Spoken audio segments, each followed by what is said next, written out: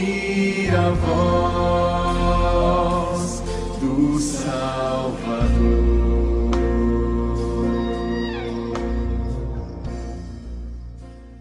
Nós vamos abrir a Bíblia em Lucas, dentro daquela reflexão de que a gente está querendo aprender com as palavras de Jesus.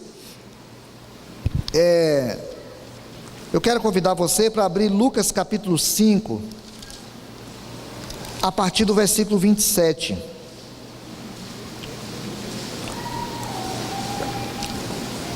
Na outra semana, sem ser essa agora, na outra, eu vou poder participar de um curso lá em São Paulo, com católicos e evangélicos, trabalhando Romanos, dentro dessa perspectiva de reforma protestante. Isso é uma provocação, e que a Igreja Católica fez, de nos convidar para a gente poder discutir junto. Então vai ser um momento muito, muito saudável que a gente vai estar vivendo lá em São Paulo. Lucas capítulo 5, versículo 27 a 32, vamos ler? Então lhe ofereceu Levi, passadas essas coisas, saindo, viu um publicano, chamado Levi, assentado na coletoria, e disse-lhe: segue-me. Ele se levantou, e deixando tudo, o seguiu. Então lhe ofereceu Levi um grande banquete em sua casa, e numerosos publicanos e outros estavam com eles à mesa. Os fariseus e seus escribas murmuravam contra os discípulos de Jesus, perguntando: por que comeis e bebeis com os publicanos e pecadores? Respondeu-lhe Jesus: os sãos não precisam de médicos, e sim os doentes. Não vim para chamar justos, e sim pecadores ao arrependimento.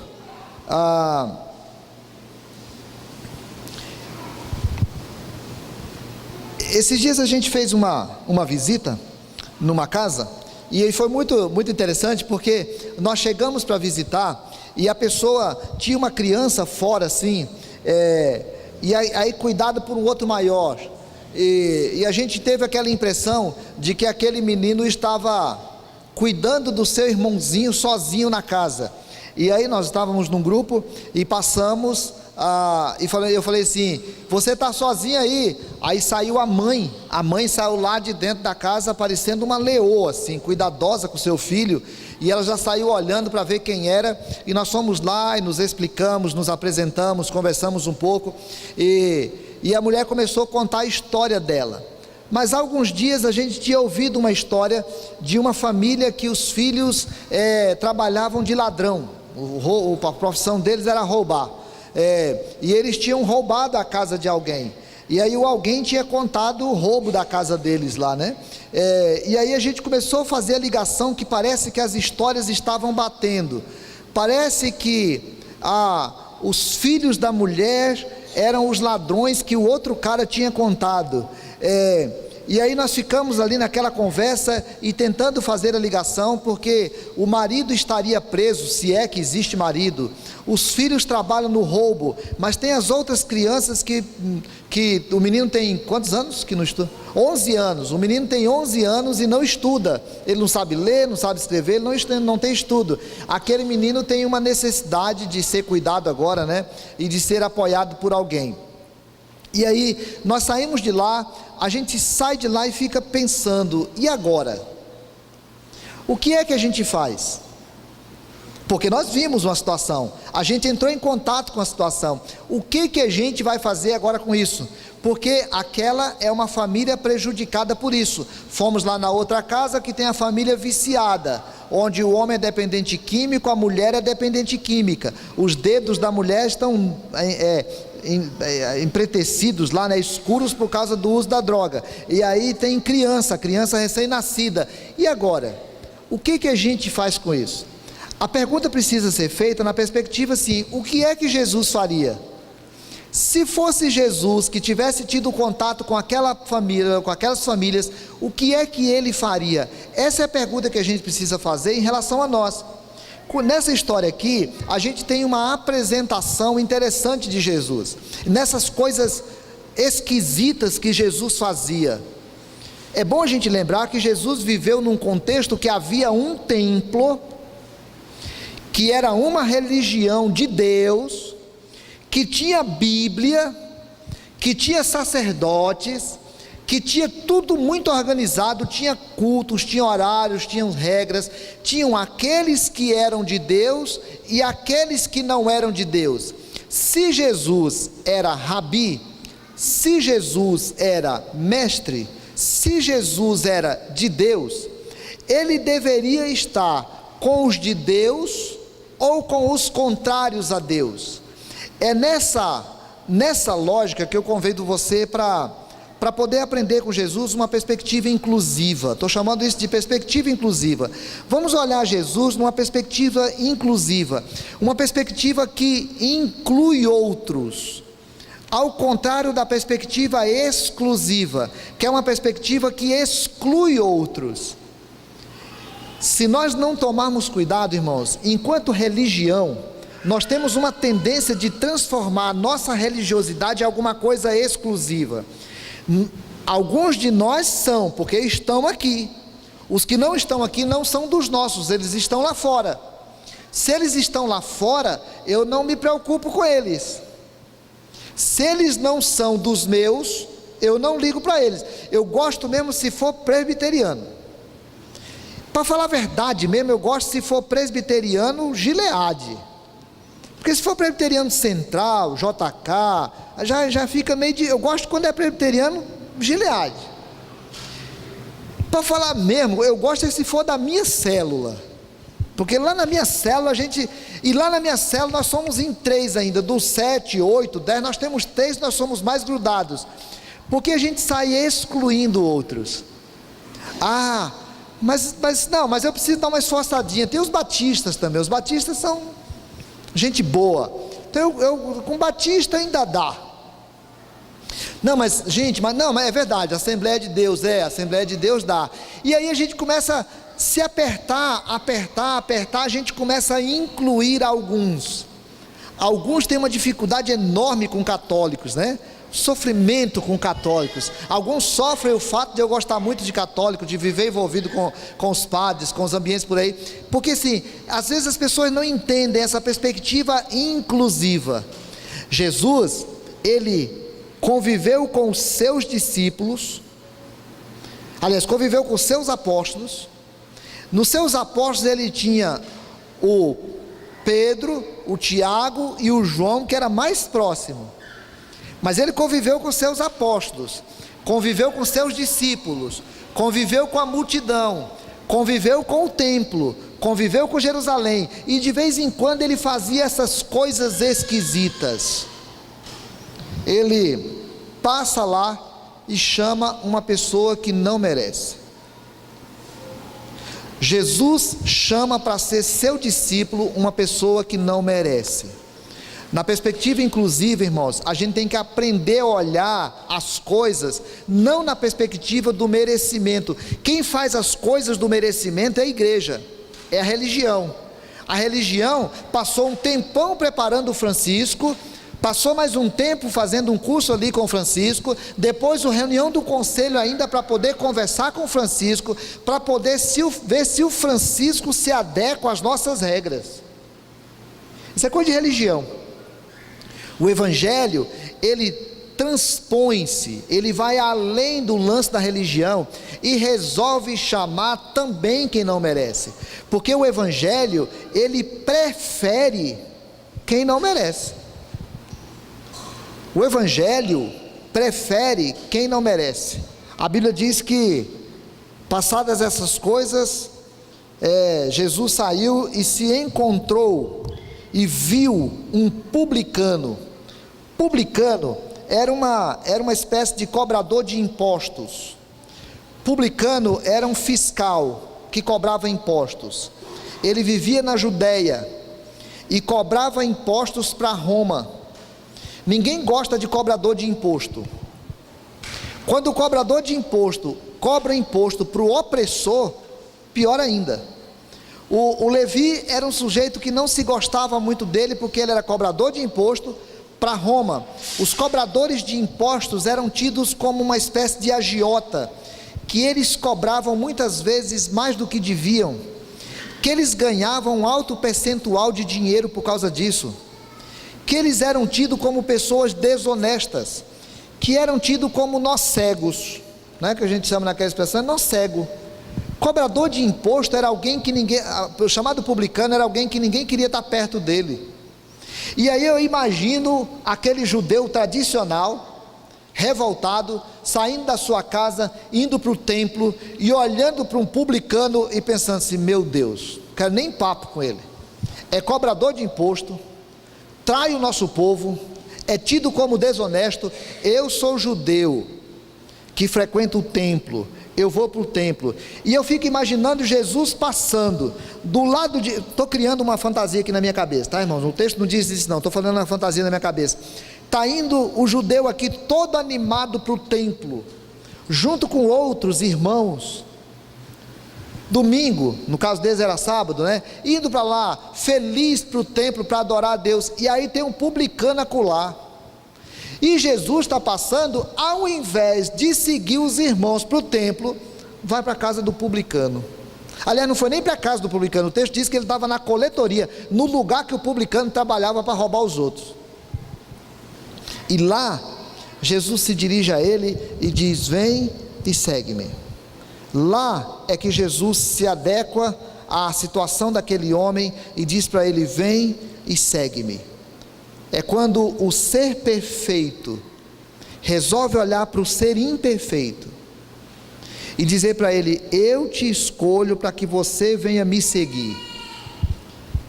Não é como aquele empresário que precisa de um empregado e vai procurar um ladrão.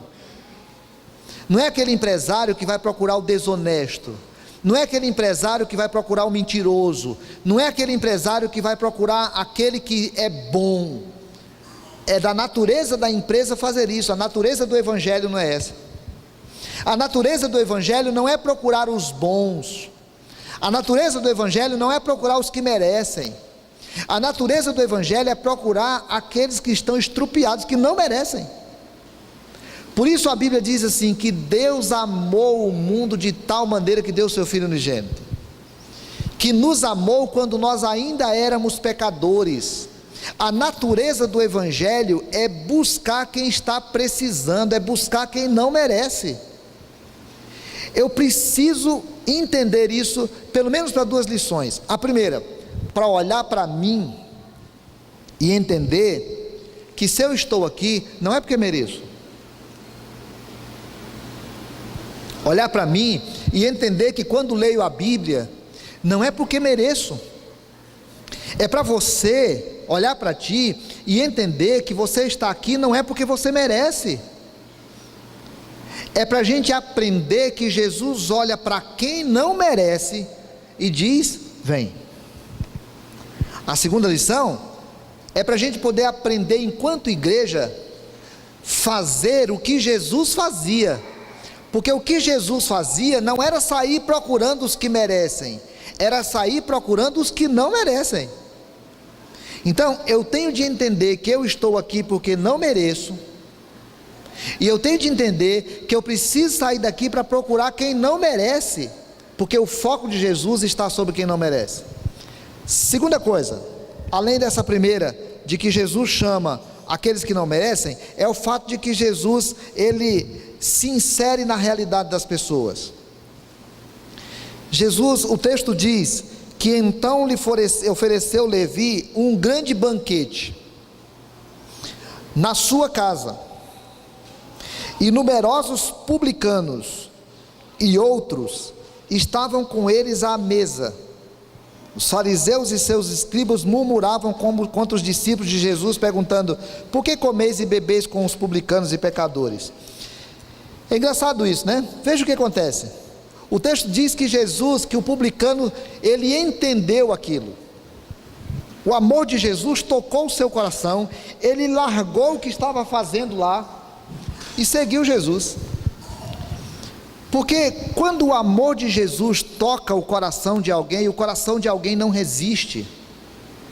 Quando o amor de Jesus fala ao coração desse alguém, ele não desiste. Ele sabe que ele é um estrupiado, ele sabe que é um derrotado, ele sabe que é um pecador, ele sabe que não merece. Aquele publicano sabia que ele roubava, aquele publicano sabia que ele era alguém que não era querido, aquele publicano sabia que ele era uma classe de desonestos, mas quando Jesus falou ao coração dele, ele largou e foi. E é engraçado porque diz assim, que ele estava feliz. Então eu vou fazer o quê? Quem está feliz, vamos fazer um grande banquete. Com que dinheiro? Onde é que foi que aquele homem arrumou dinheiro para fazer um grande banquete? Ele era um desonesto. Ele, sei lá onde é que ele arrumou aquele dinheiro. O fato é que Jesus não parou para perguntar. Jesus não estava cheio do moralismo religioso. Jesus não era o homem do templo. Jesus não estava preocupado com o que é que as pessoas do templo iam falar. Jesus não estava preocupado com esse detalhe de sair perguntando, rapaz, eu vou ou não vou? Acho que eu não vou, porque o dinheiro dele é desonesto. Não era essa a ideia, porque Jesus vai entrar na realidade da pessoa para poder transformar a realidade da pessoa. Jesus não espera pessoas com realidades transformadas para que ele possa entrar. Jesus não espera que as coisas mudem para poder ir. Jesus não espera que não precise mais para poder ele cuidar. Ele vai lá na realidade da pessoa do jeito que está. Tem um banquete? Tem um banquete. Onde que é? Lá na minha casa. Pois eu vou lá. Vou lá. E vai para o banquete. Na casa do pecador. Daquele que ninguém quer. Daquele que ninguém gosta. Ele vai, e o texto diz que existia lá ainda um número grande, uma quantidade grande. Olha o que o texto diz: e numerosos publicanos. Quem é que o cara convidou? Os colegas dele, os amigos dele. Jesus vai para o banquete, na casa do publicano, que convida outros publicanos, e outras pessoas, que provavelmente eram da mesma raça dele, do mesmo grupo dele, de amigos deles, para poder comer com eles. Comer para judeu significa fazer parte da comunhão. Eu vou comer com eles. Ô irmãos, eu tenho tanto medo que a gente comece a se parecer com o templo. Eu tenho tanto medo que a gente comece a se parecer com a religião. Eu tenho tanto medo que a gente comece a se parecer com essa coisa que diz assim: você iria lá em casa? Aí a pessoa pergunta: onde é? Quem é? Quem vai estar? Onde é que vocês arrumaram? Sabe essas coisinhas que a gente começa às vezes a querer escolher, separar, botar um no pacote, outro tiro, não faço, serve, não serve? Porque Jesus não fazia isso. E aí o povo do templo, desculpa aqui a má comparação, mas é carinhosa, os crentes, o povo que gosta de templo, que gosta de Bíblia, que gosta de culto, que gosta de oração, que gosta de pastor, que gosta de mensagem, essas coisas que nós gostamos, estava lá também. Para quê? O que aqueles fariseus e aqueles discípulos deles, os escribas deles, foram fazer lá? Sabe o que eles foram fazer? Ficar reparando na vida dos outros. Sabe o que eles foram fazer? Ficar julgando a vida dos outros. Sabe o que eles foram fazer? Ficar avaliando se Jesus ia dar uma bobeira ou não ia dar uma bobeira. E aí, na hora que Jesus está lá comendo, junto com os pecadores, o religioso é engraçado, porque religioso ele tem a tendência de pensar que não é, que pecador é quem está fora, quem está dentro não é. E aí ele fica assim, Jesus comendo com os pecadores. Irmãos, de novo, vamos aprender essas duas lições? Nunca você conseguirá estar numa situação em que Jesus não se disporia a ir te buscar. Nunca você estaria numa situação em que Jesus não se disporia a te receber, a te acolher, porque Jesus é quem resolveu entrar na tua história. A Bíblia diz que Deus nos amou primeiro. Porque Deus te amou, Ele vem à tua história. Assim como Deus resolveu encarnar-se em Jesus e tabernacular com os homens, Jesus vem na tua realidade, Jesus insere-se na tua realidade, porque Ele tem interesse de transformar você, indo a você, e não esperando que você vá até Jesus. Essa é a primeira lição. Eu preciso parar para entender que na minha miséria, eu preciso parar para entender que no meu imerecimento, Jesus veio. E Jesus vem. Você precisa entender que Jesus veio na tua vida, na tua realidade. Mas a gente precisa aprender a segunda lado da moeda. Eu preciso aprender a sair do templo. Não é que eu não devo vir ao templo, não é que eu não devo adorar, é que eu preciso aprender a sair do templo para fazer lá fora o que Jesus faria. E aí, esse Jesus que ama, esse Jesus que se insere, esse Jesus que entra na realidade do outro, esse Jesus que nós dizemos seguir, ele confronta, ele assume para os religiosos qual é o seu foco. Ele assume qual é o seu foco. Na hora que ele vê os religiosos preocupados com os detalhes, do tamanho da saia, da quantidade de álcool, do tamanho do cabelo, do brinco, de onde é que arrumou o dinheiro, se usa droga ou não usa droga, na hora que Jesus se insere no meio desse povo, ele assume para os religiosos qual é a sua opção. A minha opção é quem estiver precisando. Eu vim para os que estão doentes, porque médico procura quem está doente, não procura quem está são. Eu vim para quem está perdido. A minha opção, a minha missão nesse tempo é olhar quem está perdido, para transformá-lo em arrependido. Eu vim buscar e salvar o que se havia perdido. Esse é meu foco, essa é a minha missão, esse é meu papel, esse é meu evangelho, essa é a presença do reino de Deus entre os homens. E por isso eu ensino para que vocês aprendam a orar todos os dias, dizendo assim: Senhor, que venha o teu reino, que venha o teu reino, porque o reino de Deus é a presença santa no meio do pecado. O reino de Deus é a pureza descendo sobre a impureza, porque a impureza é incapaz de transformar a pureza em impura, mas a pureza é capaz de transformar o impuro em puro. Por quê? Porque o evangelho de Deus, ele é o poder de Deus para a salvação de todo aquele que crê. E aí eu preciso aprender isso na minha vida. Meu Deus, como é bom estar na tua presença. Meu Deus, como é bom saber que eu sou pecador, ainda assim o Senhor me amou. Meu Deus, como é bom parar para pensar que o Senhor veio na minha realidade. Meu Deus, como é bom parar para pensar que o Senhor continua me amando, e por isso eu sou arrependido dos meus pecados, e eu estou lutando contra os meus pecados, porque eu ainda não estou pronto, porque a Bíblia diz que o Evangelho vai transformando a gente, vai modificando a gente, vai modificando o nosso gosto, o nosso jeito, o nosso caráter, nossos valores, porque o Evangelho de Deus, ele vai modificando o ser humano. Deus, muito obrigado. Muito obrigado porque eu tenho possibilidade todos os dias em Jesus Cristo. Muito obrigado porque todos os dias eu olho para o Senhor e entendo que em Jesus Cristo eu tenho uma nova oportunidade, porque o Senhor vem, se insere na minha realidade e mostra para mim qual é o teu foco. Agora, Deus, tem misericórdia, para que eu não me transforme na pessoa do templo, que fica julgando os outros, avaliando os outros. Engraçado, né? Por que Jesus está comendo com pecadores? É uma arrogância espiritual tremenda, porque o cara imagina que Jesus não estaria lá, porque Jesus só ficaria cá. É como eu sempre vou me lembrar com muito carinho,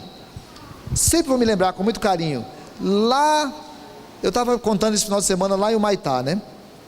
e sempre vou me lembrar com muito carinho, lá na zona que eu fui, lá em Salvador.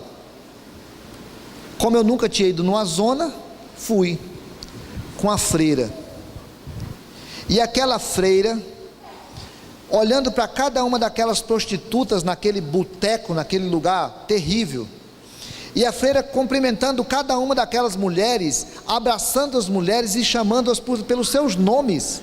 Oi, fulana. A fulana tinha acabado de terminar um serviço lá, e ela veio ainda meio se arrumando, e a freira abraçou aquela mulher. Eu comecei a chorar escondido, porque a freira abraçou aquela mulher e falou para ela assim: oi, fulana, você nunca mais foi lá? Porque existe gente que entende que o evangelho vai nesses lugares, e às vezes a gente gasta muito tempo, irmãos, aqui, ó. É muito tempo, é muito tempo. Aquela mulher com seu marido preso, com seus 2 filhos precisando, trabalhando de ladrão, com seu filho de 11 anos sem estudo, com seu filho pequenino, e com ela dependendo disso, precisa do evangelho.